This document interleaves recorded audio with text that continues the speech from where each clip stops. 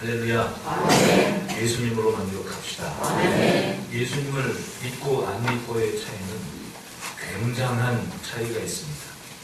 우리는 예수님을 믿은 이후에 세상의 모든 답답한 것들이나 부정적인 것들이 예수님 안에서 아름답고 귀한 것이 있는 것으로 변화되는 것을 보았고, 그리고 보이는 것을 쫓아가기에 보이는 것 때문에 답답하고 절망했던 인생들이 예수를 믿은 순간부터 세상 아름다운 결실로 이끄는 풍요인 것을 깨닫게 되고 감사하는 때가 많았습니다.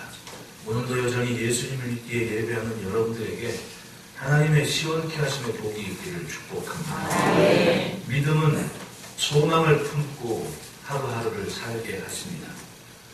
아브라함도 그런 믿음으로 살지 않았습니까? 말씀하신 순간 말씀 속에 소망을 가졌습니다. 자신의 몸이 죽은 것 같음을 알면서도 믿음이 약하여지지 아니했다라고 사도 바울께서는 말씀하지 않습니까? 믿음이 약하여지지 아니했다. 그것은 자신이 믿은 것을 항상 생각하고 있었다는 이야기입니다.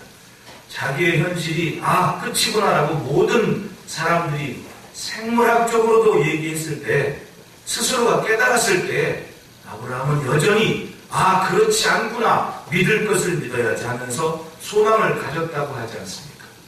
그것이 곧 그의 믿음이었고, 소망을 갖고 있다는 것은 늘 생각을 하고 있다는 이야기입니다. 앞으로 이렇게 될 것이다, 이것을 기대한다, 그 소망을 항상 품고 있었다는 이야기입니다. 다윗을 보십시오. 기적적인 인생 아닙니까? 살인자가 됐고 도망자가 돼서 이스라엘 모든 사람들에게 정죄받을 뻔한 그런 인생이 10여 년이 지난 이후에 자연스럽게 유다의 왕이 되고 이스라엘의 왕이 됐습니다. 어떻게 살았겠습니까? 항상 소망을 가졌겠죠. 하나님이 나의 상성이시고 피난처시고 구원자이시다라는 하나님께서 이루실 일을 소망하는 믿음을 갖고 살았다는 얘기입니다. 여러분, 지금 기대하는 소망이 있으십니까? 소망을 갖는다는 것은 굉장한 에너지가 있다는 겁니다.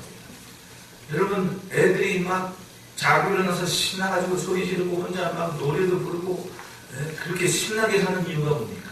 세상이 재밌습니다. 세상에 기대감이 있습니다. 엄마 아빠를 보면 신나고, 하루하루 살아있는 게 고맙고 신나고, 내일 무슨 일이 있을지 모르지만 상상의 나라를 펼치는 기대감이 있기 때문에 신나는 거예요. 어른들은 일어나면서 한숨부터 쉬는 사람이 있습니다. 왜 그렇습니까? 일상이 똑같은 겁니다. 내가 변화가 있을까? 기대할까? 익숙한 것에 적응되다 보니 한숨만 나오는 겁니다. 재미도 없고. 소망이 있다는 것은 내일을 기대한다는 거예요.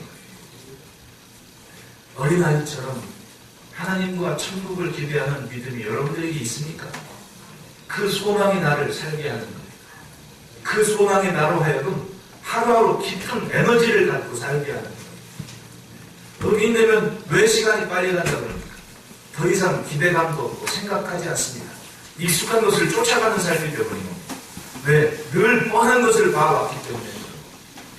가끔 여행을 가면 얼굴색이 피고 아픈 것도 싹 낫는 사람이 있습니다. 그쵸, 노원사님? 원장님 여행을 잘 다녀야 될 것 같아요. 왜 그럴까요? 기대감이 있습니다. 저 모퉁이 돌아가면 뭐가 있을까? 오늘 점심 식사는 뭐지? 기대를 하게 돼요. 그러니까 몸이 막 신나지는 겁니다. 그런 차이 아니겠습니까? 시간이 엄청.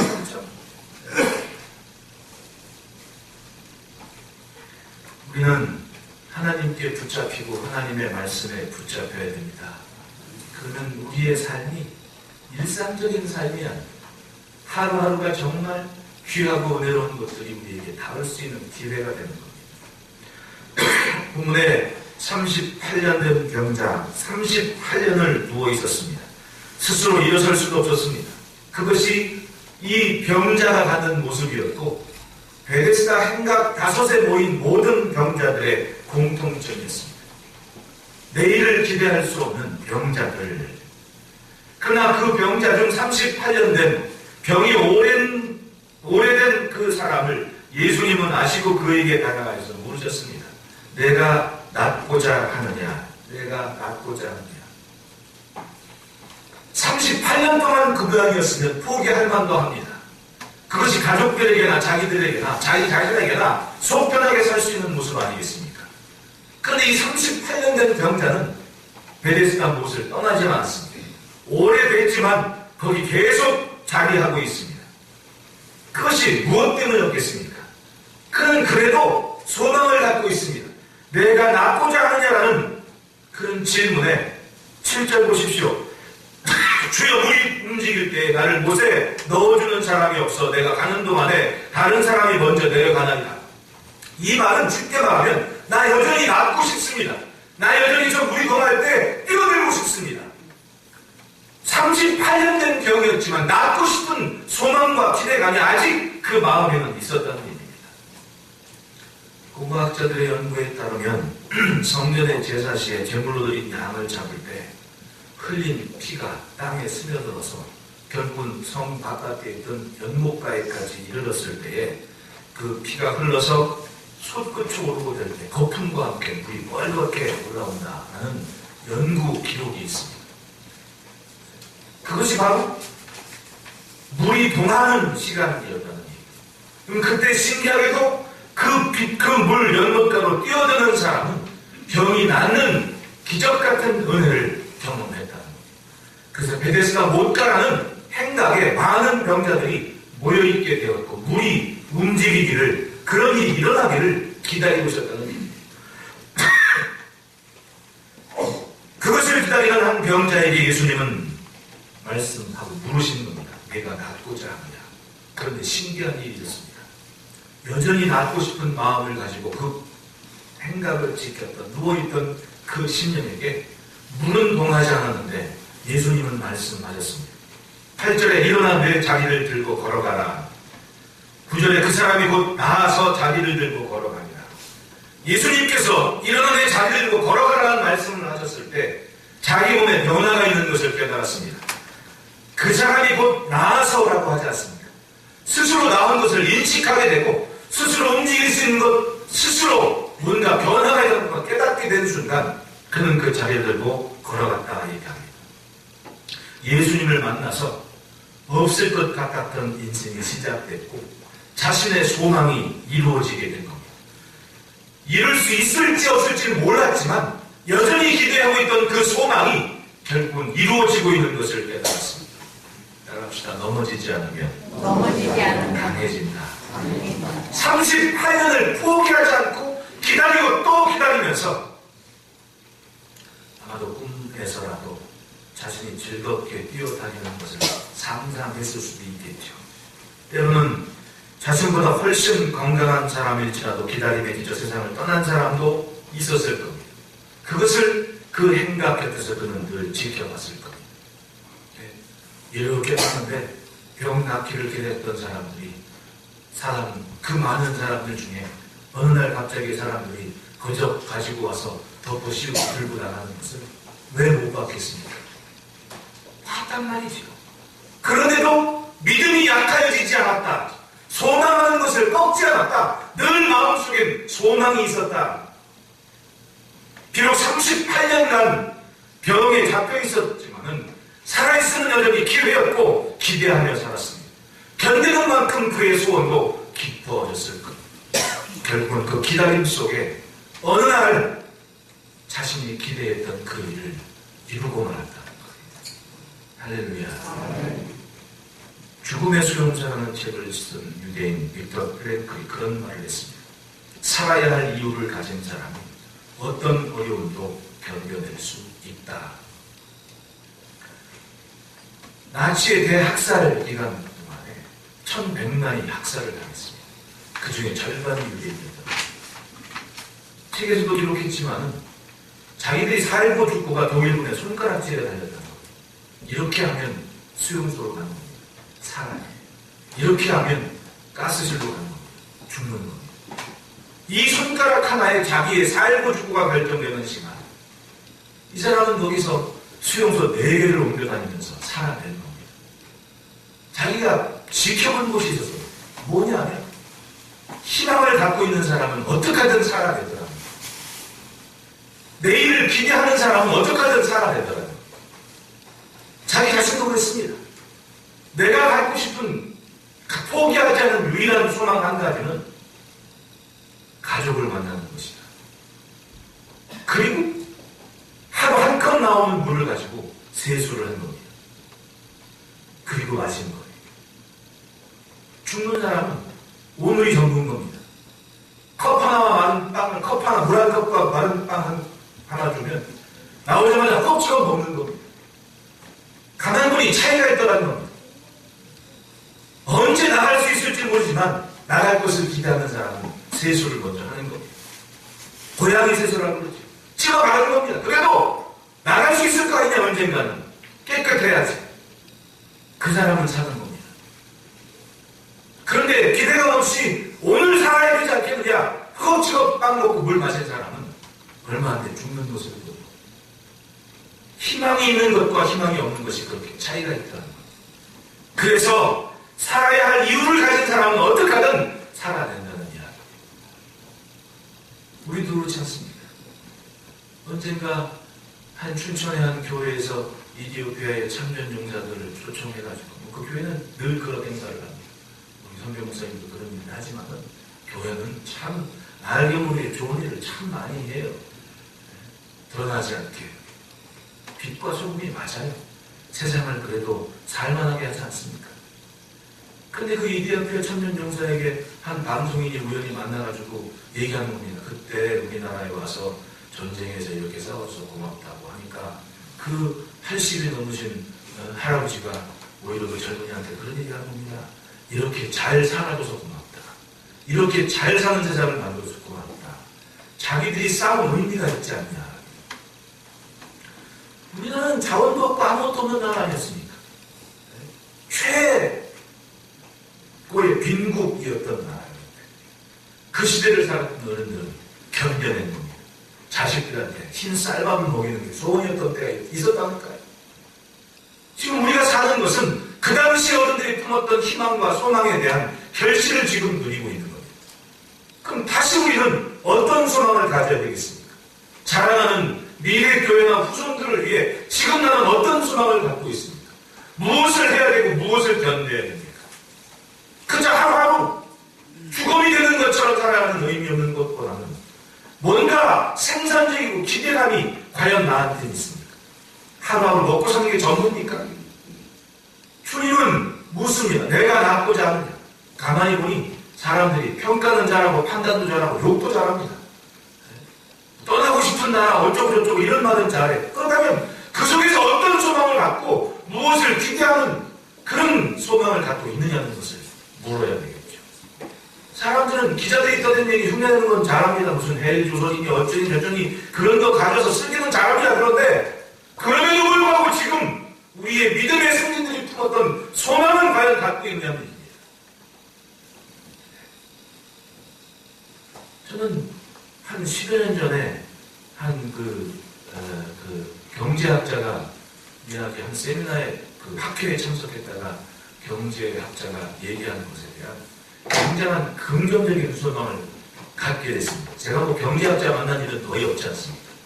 근데 그분이 예수를 믿는 분이어가지고 학회에 참조 이렇게 게스트 옵적으로 와가지고 잠깐 강연한 얘기를 들었는데 그런 얘기를 한 겁니다. 10년 전에. 2025년이 되면 우리나라가 세계적으로 경제 2위에 반영해 올 수 있는 기회가 있다. 2052년이 되면 일본을 누르고 우리는 경제 1등이 될 것이다. 라는 것을 전망한 것이 골드만삭스 사람입니다. 그 얘기를 해주는 거예요. 저는 그때 참 안 되는 걸 천지고 불평불만하는 나라가 아니다. 우리는 굉장한 기대감을 가지고 있고 소망에 주의 있는 나라구나. 현실적으로 볼 때에도 믿음을 떠나서. 근데 그분은 그런 통계와 데이터를 가지고 하나님을 믿는 믿음을 가지고 기도를 하고 있는 겁니다. 야, 참 대단한 사람들이 이 땅에 많이 살고 있구나. 좋지 않은 것만 그 이따 끄집어내가지고 그 얘기에 회복돼가지고 하루하루 한숨만 쉬게 하는 사람이 있는가 하면 하나님을 믿기에 좋은 얘기를 끄집어내서 우리가 이렇게 가능성 있는 민족이라는 것을 얘기하는 분들도 계시더라고요. 여러분 소망이 있으십니까? 어떤 세상을 기대하고 어떤 미래를 바라보고 계십니까? 안 되는 것 천지인 것 같지만은 우리가 어느 날 문득 우리를 찾아오신 예수님을 보게 하십니다. 그 예수님이 묻는 겁니다. 네가 낫고자 하느냐? 38년 동안 안 되는 것처럼이었던 한 병자가 나을 것을 기대하는 포기하지 않는 생각을 가지고 베데스다 못가에 기다리고 있었던 겁니다. 의외로 자기를 낫게 하는 것은 무리동할 때에 사람들이 흔히 얘기하는 그 이야기, 천사가 내려와서 우리를 낫게 할 것이라는 이야기가 아니라 자신을 불러주고 자신에게 묻는 그 예수님이 자기를 낫게 해주셨다는 이야기. 오늘 우리에게 그리고 이 민족에게 주님은 또 물으실 겁니다. 내가 낫고자 하느냐? 너에게 소망이 있느냐? 30대, 40대가 떠나고 싶은 나라가 되어버렸다고 하지 않습니까? 사람들이 좋지 않은 것에 모든 것을 포기하고 다 떠나고 있는 나라가 되어버립니다. 우리의 현실입니다. 바꿔 말하면 나머지는 마지못해 살고 있는 겁니까? 그건 아니지. 소망을 품고 또 살아내는 겁니다. 그래도 희망을 바라보며 오늘을 견디고 있는 겁니다. 그들에게 주님은 여전히 묻고 계시는 겁니다. 내가 낫고자 하느냐? 할렐루야. 네. 38년 된 병자가 만난 예수님. 우리에게도 주님은 그 기대감을 갖게 하시는 거예요. 그러므로 첫째 따라합시다. 사모하는 것을 이루게 하신다. 정말 기대하는 것이 있으면 포기되지 않지 않습니다. 이건 꼭 해야만 됩니다. 애들이 자랄 때 가만히 보면 세발 자전거나 좀 타고 다니면 좋겠는데 아이들이 자라면 꼭 요구를 하죠. 두발 자전거를 타달라고. 24인치, 26인치짜리 사내라. 그래야 말이에요. 그럼 부모들은 걱정을 합니다. 야, 저 두발 자전거 좀 타봐라. 넘어지면 타봐라. 사주고 싶어요? 안 사주고 싶어요? 절대로 안 사주고 싶어요. 근데 사줘요? 안 사줘요? 사줘요. 이게 참 중요한 거죠. 그래, 사주고 싶진 않은데 사줘야 된단 말이죠. 사냅니다. 자기가 정말 원하는 것은 기어이 해내고 말지 않습니까? 아이들은 어쩌면 우리는 그런 아이들만도 못합니다. 정말 원하는 것은 포기하지 말아야죠. 내가 하나님 앞에 작정한 것, 내가 하나님께 기대하는 것 포기되면 그건 꿈이 아니죠. 그건 소망도 아닌 겁니다. 그냥 상념이 되버리는 겁니다. 진짜 원하는 것은 절대로 포기되지 않지 않습니까? 이 38년 된 병자를 보십시오. 베데스다 못가 자비의 집이고 은혜의 집이었습니다. 그 안에 많은 병자들이 있었습니다. 일단의 신학자들은 그 행각 5이 모세 오경을 상징한다고 얘기해요. 율법이었습니다. 예, 그 율법에 주는 은혜, 그걸 기다리고 있었던 겁니다. 그런데 가만히 봤더니 그 못가에서 경험할 수 있는 은혜는 1등만 경험하는 은혜였던 겁니다. 1등만. 자기는 38년 동안 병을 알아서 움직일 수 없어 자기를 물이 움직일 때 제일 먼저 들어가도록 던져줄 그런 사람을 기다리고 있는 거예요. 그런데 자기만이 아니지 않습니까? 모든 사람들이 그걸 기다려요. 그러면 그 안에서 정말 마음을 입을 수 있는 사람은 그 중에 가장 덜 아픈 사람, 그 중에 제일 먼저 뛰어갈 수 있는 힘 있는 사람만 혜택을 보는 자리였던 거예요. 1등만이 살아남는 세상. 우리는 그러니까 엄마 아빠들이 애들 줄 때 무조건 1등만 해라, 1등 해라, 1등 해라. 1등 했다면 좋다고. 올림픽 하면 동메달 딴 외국 선수들은 그렇게 좋아하라고 하는데 은메달 딴 우리나라 선수들은 고개를 숙이고 있고 왜 그렇게 삽니까? 1등만 해라, 1등만 해라. 그렇게 좋아하는 겁니다. 여기 바로 그런 사람들이 있었습니다. 무조건 1등만 낳는 곳, 그것이 베데스다 못가에 율법이 바라보고 있는 세상의 모습이었던 거예요. 본문 10절의 말씀 보면 유대인들이 병 나은 사람에게 이르되 안식일인데 내가 자리를 들고 가는 것이 옳지 아니하니라. 여러분, 사람이 나은 게 좋고 축복할 일이고 축하할 일인데 야, 너 그렇게 안 하는데 이렇게 나음을 입었구나 축하한다라고 말도 모자랄 뻔해 율법의 장비를 기들고 이야기합니다. 안식일인데 네가 들고 가는 거 옳지 않다. 이것이 율법의 한계였던 거예요.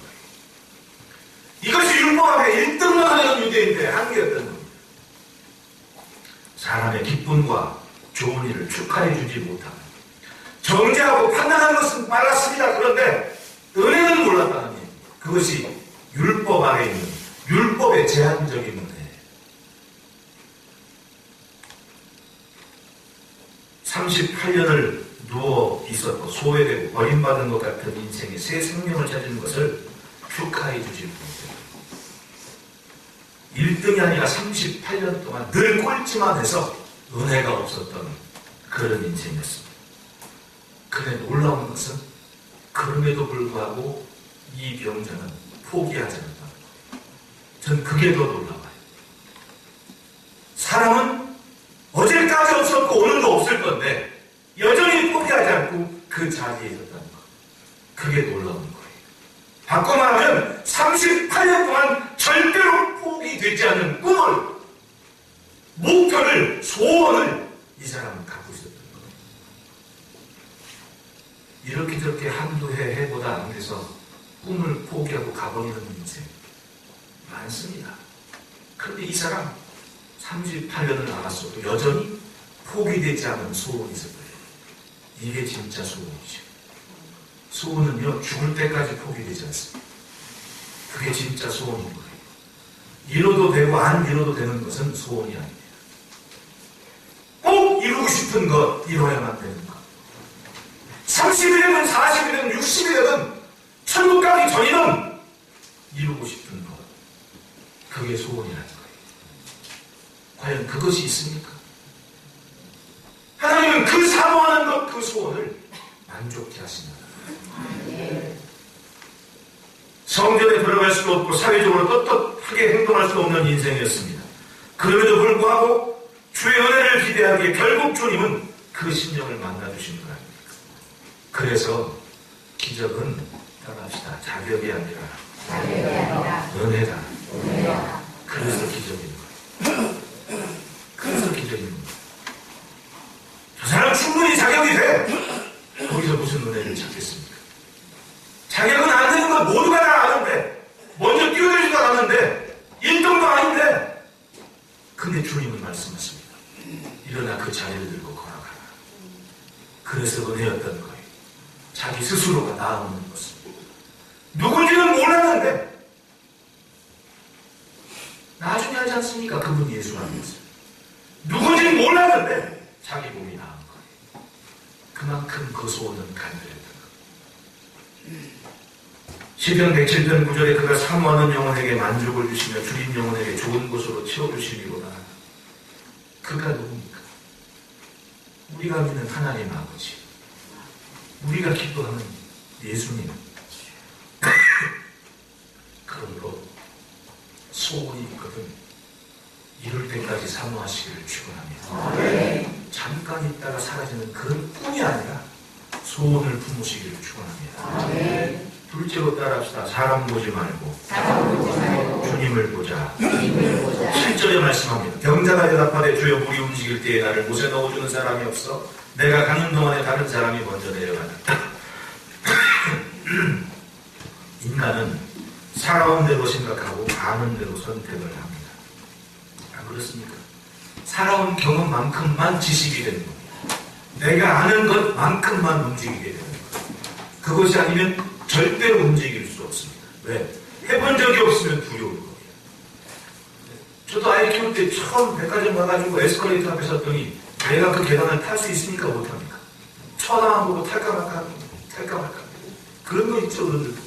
어른도 당황할 때 있다니까요. 이걸 갈까 말까 움직일까.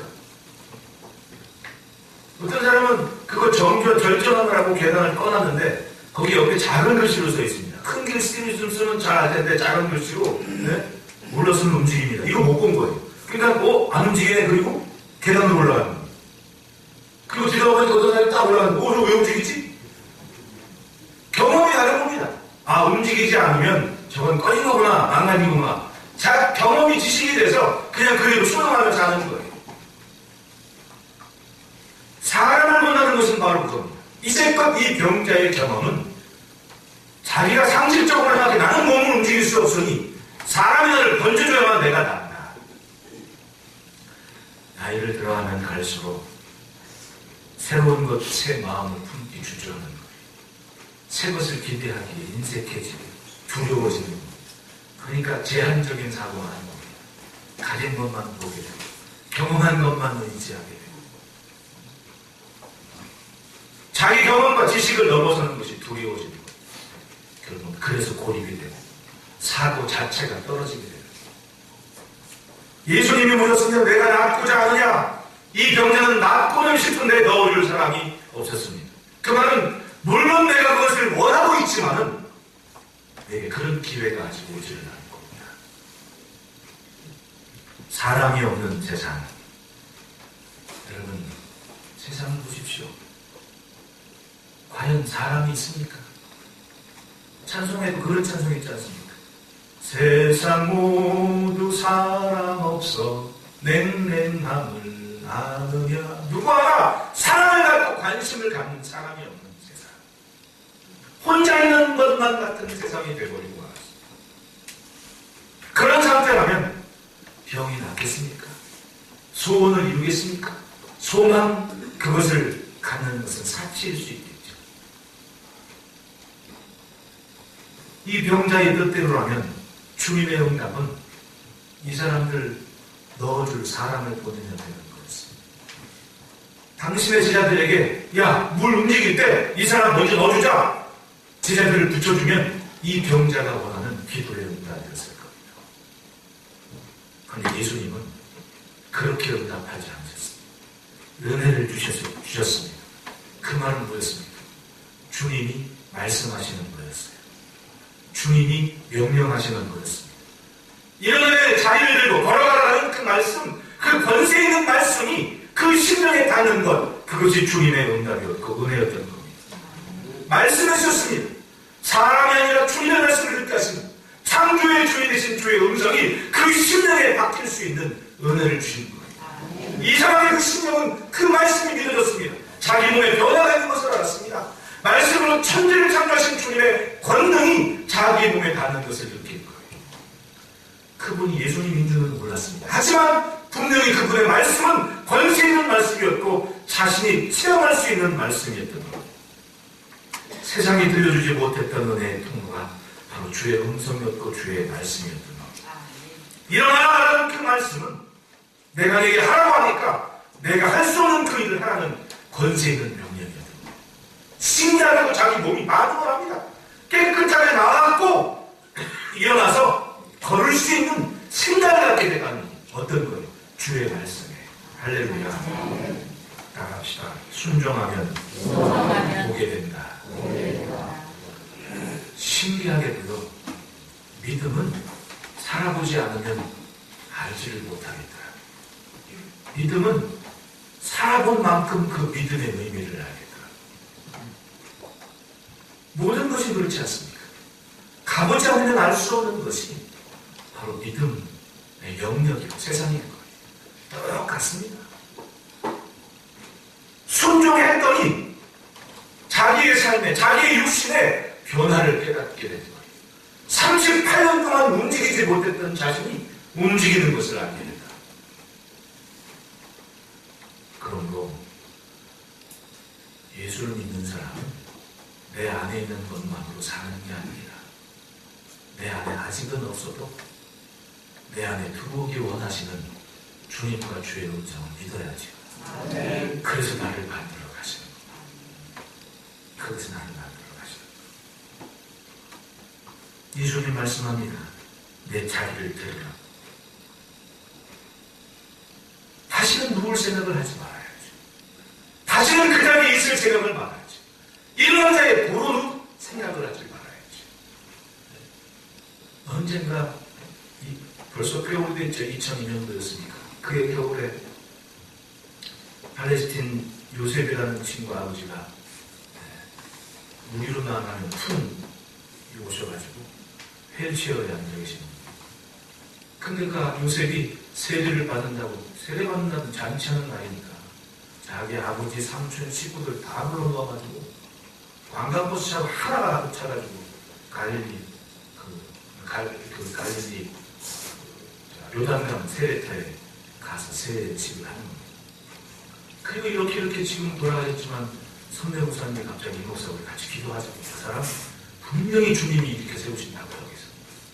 그래서 같이 손을 잡고 막 기도를 했는데 이 할아버지가 휠체어에 앉아있다가 기도를 하고 나서 때로는요 그 방언 기도도 필요할 때가 있더라고요. 어차피 내가 한국말로 기도해도 그 사람들한테 방언이지만은 때로는요 나도 모르게 그냥 막 주장창 은사니까 그렇게 막 뜨겁게 기도하고 일어나라고 외치니까 진짜 이 할아버지가 휠체어에서 일어났다니까요. 그거 막 그렇습니다. 이 아들이 세례받은 날 잔치날이라고 이렇게 좋은 날이냐고 좋아하고 막 난리가 납니다. 그리고 대뜸 우리한테 얘기가 나 집에 가자마자 휠체어 좀 깔아버릴 거라고 얘기하죠.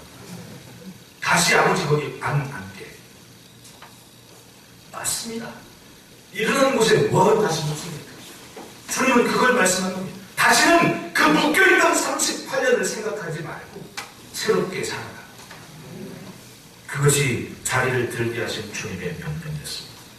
그리고 거를 하십니다. 사람을 기다렸던 사람을 바라보았던 그 시선을 접고 이제는 너의 힘으로 걸어라. 누군가 의지하지 말고 스스로 가라. 이 사람 가는 곳이 성전이었습니다. 바꿔 말하면 얼마나 그 베데스다 목가에 누워서 성전 미문을 통해 성전으로 올라가는 사람들을 보고 사모를 꼭 그리워했으면 나은 다음에 찾아간 곳이 성전이었겠냐고요.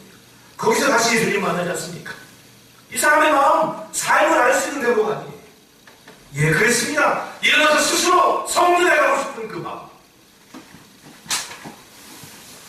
넣어줄 사람을 찾고 있던 인생, 사람만 보고 세상을 보는 인생이 아니구나, 다른 길이 있구나, 그걸 알았어요.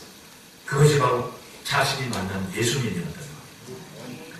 여러분, 뻔한 것만 생각하지 말고 주님을 바라보시기를 축원합니다. 뻔한 것만 생각하면 뻔하게 사는 거예요.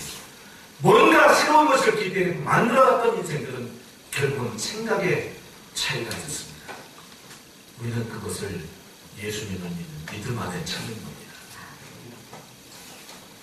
로마서 8장 2절에 우리가 소망으로 구원을 얻음에 보이는 소망이 소망이 아니니 보는 것을 누가 말하기로 하고, 우리가 경험하고 보였던 것이 전부가 아니라 그것은 소망이 아니라고 하지 않습니까? 소망은 주님을 바라고 기대하는 거예요.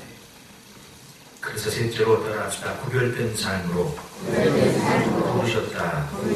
14절에 같이 있습니다. 시작.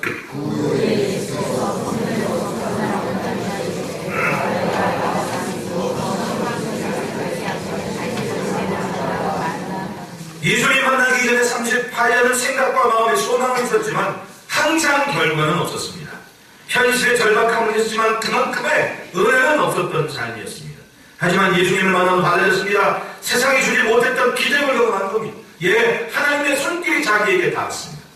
그런데 그건 베데스다 연못이 아니라 자기 귀에 직접 말씀하신 주의 음성이었던 거예요. 사람은 없었는데 자기 기대하는 것처럼 이루어지는 않았습니다. 어떤 것? 주님이 말씀하셨고 자기는 그 말씀에 반응했다는 거예요. 사도 요한은 이 사람을 놓치지 않고 추적했습니다. 어디까지? 성전까지. 그래서 예수께서 성전에서 그 후에 그 사람을 만났다. 예수님은 그에게 말씀합니다. 다시는 죄를 범하지 마라. 미루어 짐작컨대 38년 전 그가 몇 살이었는지 모르지만은 죄로 인해 이 사람이 병이 들었음을 알만한 대목이 아닙니까? 다시는 죄를 범하지 말아라. 그럼 이전에 뭔가 죄로 인해 38년 동안의 질고를 경험한 사람이었을 겁니다. 여러분, 원래 내게 없었던 것이 내게 있다면 죄 짓지 말고 삽시다. 원래 내가 경험하지 못했던 은혜를 경험했다면 다시는 죄 짓지 말고 삽시다. 이 병자에 대한 평가는 사람마다 다릅니다. 죄인이었고 어쩌고저쩌고 막 여러 가지 말하지만은 저는 그렇게 생각합니다. 38년 동안 낫고 싶어서 사람들이 통상적으로 얘기하는 은혜의 집을 떠나지 않았다는 것 자체가 근성 있는 사람이었고 그나마 자기들이 알고 있던 은혜를 기대하는 소망을 가진 사람이었습니다. 그런데 그가 예수님을 만났고 나음을 입은 후에 제일 먼저 성전에 갔었다는 이야기는, 성전 안에 살았다는 이야기는 이 사람은 그만큼 다른 이에게는 없는 믿음이 있었고, 바로 그 심령을 주님이 성전에서 또 만나셨던 거예요. 이전에 어떻게 살았던 이 사람 지금 은혜를 받은 사람이고 하나님을 기대하는 신앙 안에 사는 삶이 됐다는 얘기입니다. 세상은 멈추는 순간 죄가 넘어오게 되는 거예요. 믿음은 성장하지 않으면 결국 죄가 넘어올 수밖에 없는 삶이 되는 겁니다. 왜? 내가 얼마만큼인지 하나님도 아시지만 마귀도 압니다. 이 사람이 무엇에 하고 무엇에 넘어지는지 마귀도 더 잘 아는 겁니다. 어떻게 하면 넘어뜨릴 수 있는지 마귀도 잘 아는 겁니다. 세상이 죄악이 반영한 세상이 되는 이유가 뭐겠습니까? 마귀도 그만큼 성장을 하는 겁니다. 방법을 달리하지 않습니까? 기가 막히게. 멈추면 냄새가 나요. 문득 제가 새벽에 기도하다가 그런 생각을 많이 했습니다. 야, 처음 이 강단에 기도하러 걸었을 때 어쩌면 그렇게 하수 냄새가 잘하는지, 새로운 예배 때 여기 기도하러 온다고 사람들 올라오면 저 구석에서 하수 냄새가 나가지고 참 고약했는데, 지나고 보니 항상 여름이 되면 물이 넘쳐가지고 예배당에 그게 거의 썩은 애가 되는 겁니다. 그냥 아예 그냥 베어버리고, 지금은 어떤 분이 헌신하셔가지고 여기를 다 새로 딱 공사를 해가지고 오히려 더 좋아졌죠. 근데 그 전까지는 저 모터가 안 돌아가면 그만 물이 냄새가 나는데, 어느 여름인가 공사해가지고 지금은 그게 싹 잡히지 않았습니까? 그런 겁니다. 멈추면 어딘가는 썩고 어딘가는 냄새가 나기 시작합니다. 우리는 세상을 살면서 죄의 유혹과 공격은 바로 그렇게 넘어옵니다. 사건, 사고에 항상 장식하시는 분들이 처음부터 그렇게 살았겠습니까? 어느 순간 그 좋은 생각, 그 좋은 의지를 멈춰버린 겁니다. 그리고 오늘의 것만 누리고 싶은 마음, 결국은 부끄러운 짓을 하게 만드는 말이에요. 세상이 그렇게 무서운 겁니다. 살다 보면 처음부터 나쁜 놈은 없습니다. 어느 순간 나쁜 놈이 됐던 것이.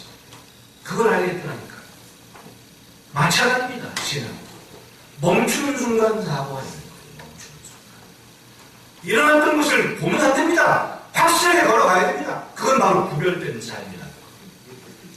여러분, 교회 안에서 보면 다 천사입니다. 그 주님이 교회 안에 천사를 찾으십니까? 세상에 있는 천사를 기대하는 거 아닙니까? 그래서 소금이고 비친 겁니다. 안 그래요? 제가 석사과정 할 때 실천신학 선생님이 한 분 계시는데, 그분이 직장인 사역에 그렇게 뜻을 둔 분이었습니다. 그 돌아가신 방길 목사님 손자거든요. 근데 그분 막내 동생이 대한항공에 임원으로 있다가 지금 한 대학 사무총장 하시는데 얼마 전에 책을 썼더라고요. 근데 그분이 평상시에 자기 막내 자랑을 그렇게 했습니다. 자기는 목사인데 목사보다 더 아주 신앙생활 잘하는 동생입니다. 근데 그분 그 책 소개하는 인터뷰 제가 그때 처음 본 일이라도 그분은. 근데 그분이 책에 그런 얘기를 해요.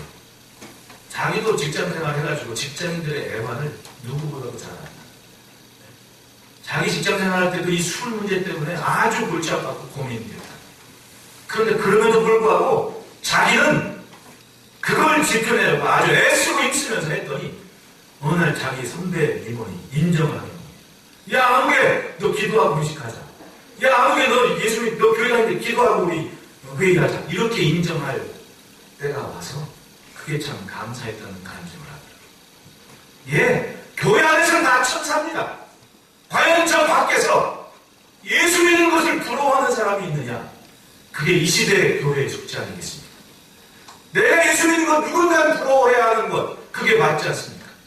금요일에도 말씀드렸지만 내가 다이어트에서 날씬해가지고 어떤 다이어트 했어? 이걸 궁금해할 게 아니라 내가 예배드리고 와서 내가 기도하고 와서 내 얼굴이 천사와 같은 모습 때문에 누군가는 부러워서 어쩜 그렇게 권사님 얼굴이 그렇게 어쩜 그렇게 아무개지 그렇게 아름다운 미소를 짓냐고. 아, 나 어저께 예배드리고 왔어. 이게 자랑이 되고 이게 본이 될 만큼 사는 그 구별된 삶이 과연 내게 있느냐. 그것이 바로 주님이 이 시대에 원하시는 우리의 모습이 아니겠습니까? 그걸 구별된 삶이라고 하는 거예요. 예수님 말씀하십니다. 다시는 죄를 범하지 말라. 은혜를 받았고 예수님 만났으면 그 구별된 삶을 갖자는 겁니다. 세상이 부러워할 만큼의 그 믿음의 모습이 되기, 그것이 내가 살아있는 증거 아니겠습니까? 하나님께서는 이스라엘을 구원하시고 장래를 축복하시면서 말씀하셨습니다. 레위기 11장 45절에 나는 너희의 하나님이 되려고 너희를 애굽 땅에서 인도하여낸 여호와라. 내가 거룩하니 너희도 거룩할지니라. 하나님의 손길이 닿은 인생은 거룩합니다. 구별된 삶을 지켜갑니다. 왜? 하나님 닮은 모습이 바로 그것이기 때문에 그런 거예요. 말씀하신 주님 앞에 그 모습을 지켜내는 삶으로 하나님의 이름 영광 돌리는 복된 삶을 지켜봅시다. 사람들이 주지 못했던 은혜를 받았다면 우리는 삶으로 다돌게 해야 합니다. 삶의 열매를 맺어가야 됩니다. 세상의 유혹을 따라가는 것이 아니라 세상 사람처럼 사는 것을 당연하게 여기는 것이 아니라 말씀의 경계를 지켜가면서 내가 이것 때문에 아름답고 이것 때문에 행복하고 이것 때문에 세상에 즐거움 없이 기쁨으로 산다. 그것이 아직 예수 안 믿는 사람들의 부러움이 되는 그런 복된 삶이 되시기를 축복합니다. 기도하겠습니다.